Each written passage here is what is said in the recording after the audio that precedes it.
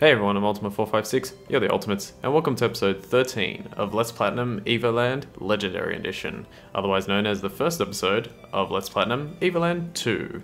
So, let's just get started straight away.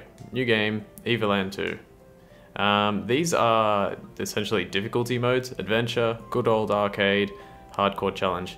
The game's actually really easy, so I'm just going to go Hardcore Challenge. It says I don't want it, I think I do. Hello G. We're going to begin your daily physical training session. When you hear the buzzer, move to the right. Congratulations, G. On with the exercises. When you hear the buzzer, move to the left. You don't have to wait until the buzzer, you can just hold left and right. Well done, G. Now look around. Up at the ceiling and down at the floor. Up, down. Very good. You should now feel the overwhelming urge to leave this room.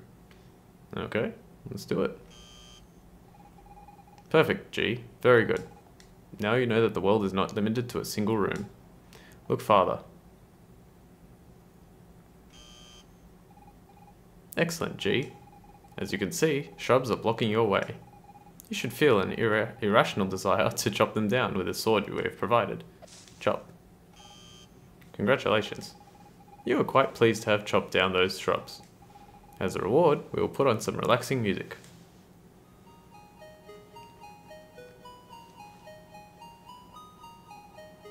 Good. You appreciate this music. Continue on your way, G. We will now conduct a combat test, in which you will Oops, our apologies, a computing error. In short, fight. Chop, chop, chop, chop, chop, chop, chop. Actually, hang on. Break the pot. Chop, chop. Damn, dropped input there. Nicely done, G. You are pleased with your fight.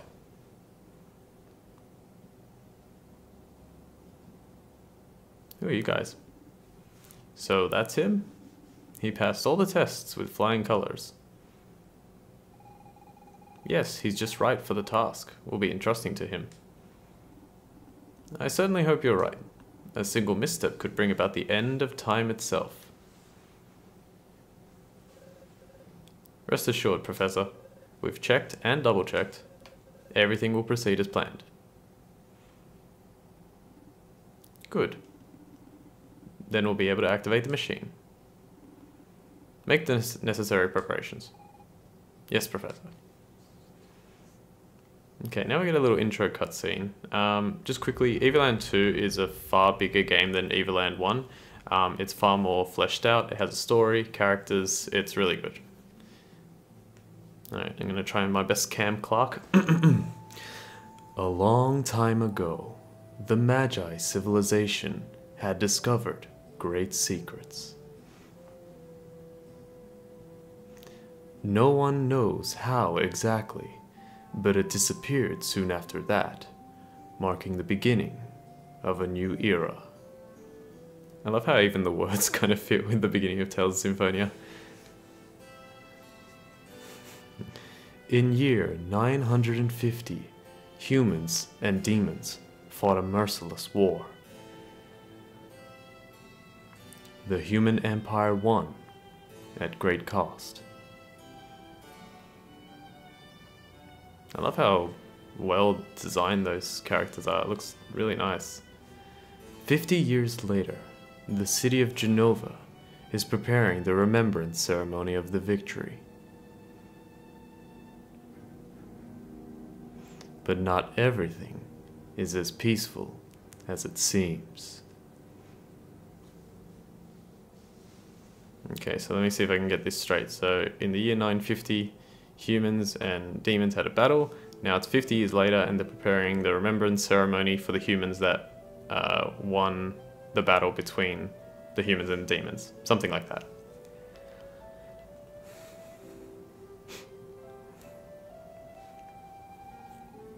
Oh, you're awake? Are you feeling better? Nah. My father found you passed out deep in the forest. You don't remember anything, not even your name? Maybe if you wandered around the forest, that would help jog your memory. By the way, I didn't introduce myself. My name is... let's go with Fina. I hope you remember everything quickly. Alright, here we are. So, this is how the game starts. We have that little intro scene, and now we're this character. We have absolutely nothing. This is what our inventory looks like, which is actually quite nice. This is very Ocarina of Time. When I saw this for the first time, a few weeks ago when I started playing this for the first time, I looked at it, I was like, oh, this is cool. Like, we have to find some massive key looking thing there, and then there's like those little icons at the top and some stuff on the right, and I was like, oh, okay, this is like really fleshed out, and it certainly is. The game is much larger than Evoland 1. I will probably be doing about 20-minute episodes, I think. That should be enough to get me through the game relatively quickly. I'm kind of a little bit behind in terms of episodes. I'm actually recording this probably about 5 hours before it's scheduled to go up, so yeah, I got to get through it as quickly as possible. I think 20 minutes will be sufficient. So let's start doing the usual RPG things and looking at stuff that we probably shouldn't. You have found 10G. Are you really going to steal from those who helped you? This is kind of funny because I actually don't know if there's a negative consequence to taking this money. I'm just going to put no because we'll have plenty of money throughout the game, but there's probably not a negative consequence for doing that. Good. Best to leave the money here. It's not like you're going to need it. But I think if you do steal it, it tells you like you're a jerk for stealing it or something. Oh, didn't realize I could interact with this. A splendid landscape with a sunset. You can see 4 people running together. 4 people. It could be anybody. It's not another reference to Stand By Me, is it? Didn't say a train track, so probably not. A fire. Must be nice in winter. A bed. There's probably something more interesting to look at. This is good. A nice pot that must contain a lot of interesting things. But you can't open it. Alchemy instruments, mushrooms, and butterflies. Who could use that? Same thing. This chest could probably be opened if the developers of this game had time to code it. Stop it. Okay, and this one. The chest contains a beautiful green adventurer costume. No way you could wear that. You would look ridiculous. Reference to Zelda, obviously, there. The Zelda video game Link, in particular. I hope visiting the forest where my father found you will help you remember everything. Okay, so let's get started. So I've done a little bit of like planning and trying to make this as efficient as possible. The best thing that we need to do is, or the first thing that we need to do is we need to get a sword. And normally I'd like talk to all the NPCs, but it's actually more efficient to go get the sword first. So let's go over here. We're gonna head across this bridge. And we're gonna skip past all these people. Don't worry, we'll talk to them soon. We're gonna go into the weapons shop first. Let's have a look at these chests real quick. It's empty. It's empty. 5G. It's empty. It's empty. Empty. Hang on. The Merchant's Illuminati of Genova by Dr. T. Conspiracy. So it's like the Illuminati, which is a conspiracy theory, and then is it the Merchants of Venice, I think is the reference there, if I'm not mistaken. Something like that. It's empty. This chest contains a mighty armor. But it's really too heavy. You shouldn't have skipped leg day. Oh gosh, okay. Welcome to Everything Under the Sun. Here you'll find everything under the sun. Except, I don't have anything to sell at the moment. The road to the Empire's capital was blocked by a rock slide. It will probably be a few more days before they clear it out. Yes, I know, another rock slide. It's like they happen every other day. Are you looking for a weapon to go out into the forest? There may be one in the old house northeast of the village, but it's been abandoned since the incident. I'd rather not talk about it for now. Try to track down Old Man Pole. He's got the key. But watch yourself, he's not the most easygoing sort, especially if you bother him while he's fishing. Okay, so let's go find Old Man Pole. Old Man Pole is easy to find, he's the one fishing. Of course they call him Pole as well. What a nice day to fish in peace, with nobody around to bug me. Well, almost nobody. What? The key to the old house? Might have it. Or not. It depends. How about you do me a favor in return? Okay. See, I have this fish-related issue I can't seem to solve. Maybe a young fella like yourself could help me out. Number 1. Fishing rods. My fishing rods are all tangled up. I can't tell one from another. Each time they cross, follow the line that goes left or right. Which rod should I use to catch that fish? Okay, so first obviously let me explain in case for people who don't know, this is a massive reference to the Professor Layton games, which were, I believe, developed by a company called Level 5, and they were primarily on the DS and the 3DS. They're fantastic games. They're basically just puzzle marathons. There's 150 puzzles. They're all quite unique in their own way. So obviously a lot of them would use similar techniques, but they're all very unique. And this is kind of like an introduction into, well, it's a reference to the game, and I think it's a really good one. When I first saw this, I was like, oh, cool, that's awesome. So yeah, all right. So the way this challenge works is he wants to know which line to pick to get his fish. So what we do, and he said, you follow the line, and then you have to go left or right if there's a way to go. So we can see that the fish is sort of right below the number 2, and you can see the hook there that he's like right in front of. So let's try 1. So if we were to use line 1, we'd go down, then to the right, then down, then to the right, and then down, and then to the right again, and we'd end up on the hook that's under the number 4. So it's not that one. 2, we'd go down and to the right, down and to the right, down and to the right, down and to the left, and end up, down and to the left again, I think, and we'd end up on number 3. If not, we'd end up on number 4, so it's not that one either.